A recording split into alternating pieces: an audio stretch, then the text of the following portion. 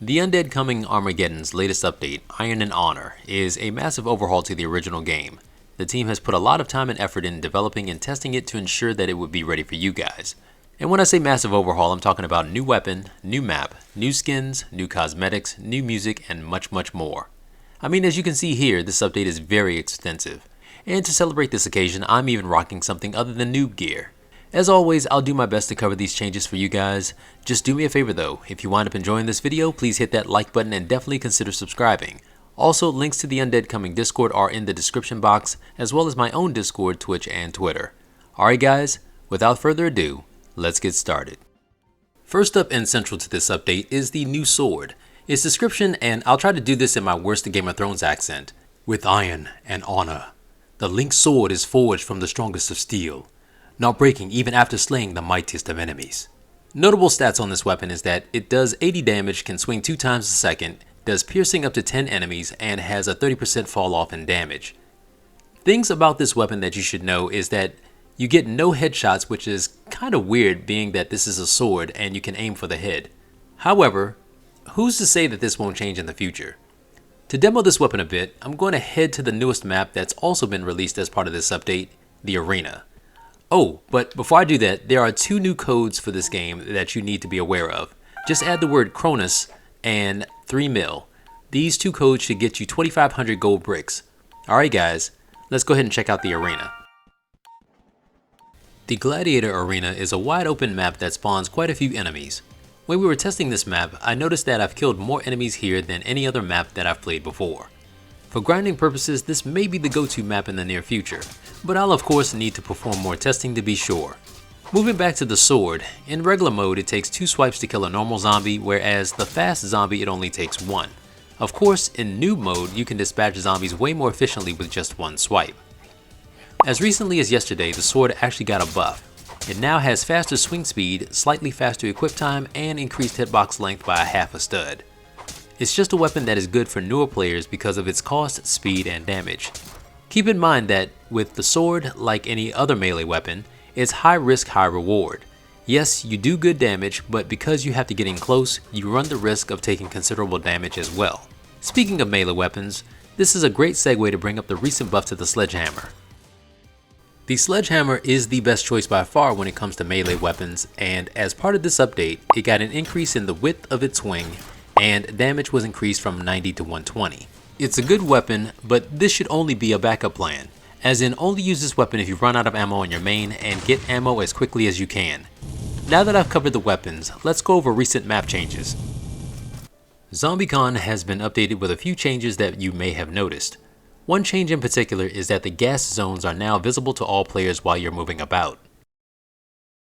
In addition, my favorite camping spots, which are the tunnels on this map, are no longer available, as not only do they contain the toxic gas, but they are also spawn points for the zombies. Now to offset this, there are new pathways that have been created for the players to move about on this map. And one final change that I want to draw your attention to is the amount of ammo boxes on this map has been reduced. It's to the point where, depending on how many players join, if someone takes the ammo closest to you, you may be forced to enter the toxic zone to retrieve one. Additional maps that have been affected by this update include Titanic, Lumber, Prison, and finally the Mall map. So the Titanic map at one point had railings that if you stood at a certain position, you could break the zombie pathfinding.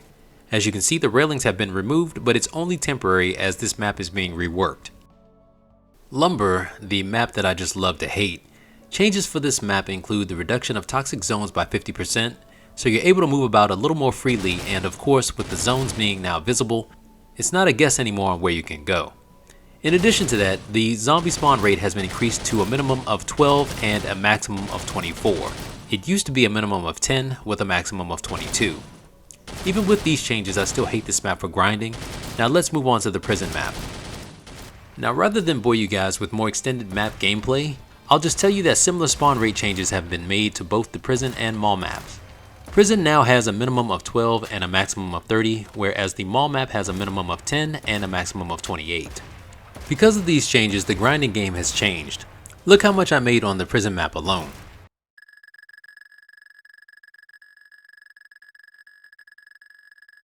Crazy, right? Also note the VIP Gold Brick bonus. For being a VIP, you'll be able to receive this at the end of each round. Also, because of having the VIP pass, you have many shirt color options for your avatar. These can all be changed here.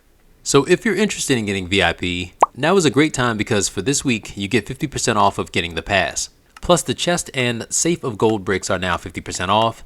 Legendary drop rates are increased to 10%, and finally epic drop rates are increased to 30%. And by the way, I'll cover a little more on this interesting guy in the background a little bit later. Speaking of legendary and epic drop rates, there are new weapon skins, new cosmetics, and new t-shirts that have been added to the game that are really awesome. So if you did want to pick a few up, this would be the week to do it.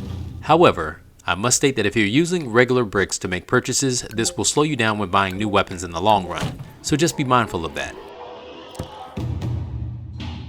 Moving on to the new lobby area, this place has been completely revamped and it looks great. You may have also noticed that there is new music in the game, and here's a complete list of them on the screen. One of the coolest places to visit now is the lab. I like how each zombie has their own interactions as you approach each one of them. Unfortunately though, it seems as though the tank is the only one that was too dangerous to be contained.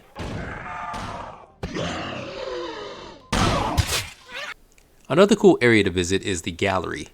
Once there, you'll note that there is new lore to the game.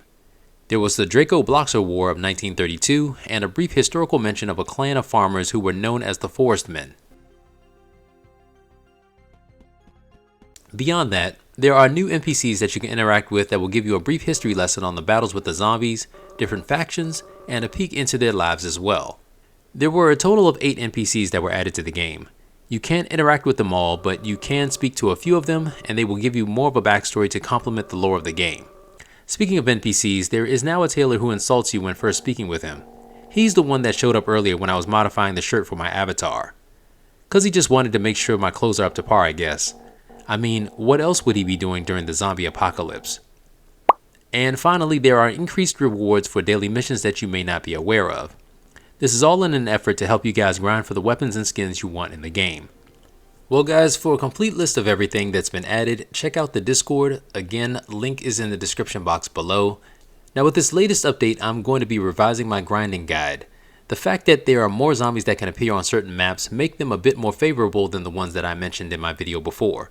So watch out for that video when it comes out in the near future. Make sure that you keep the notification bell on. And as always guys, remember to have fun, take care, and God bless.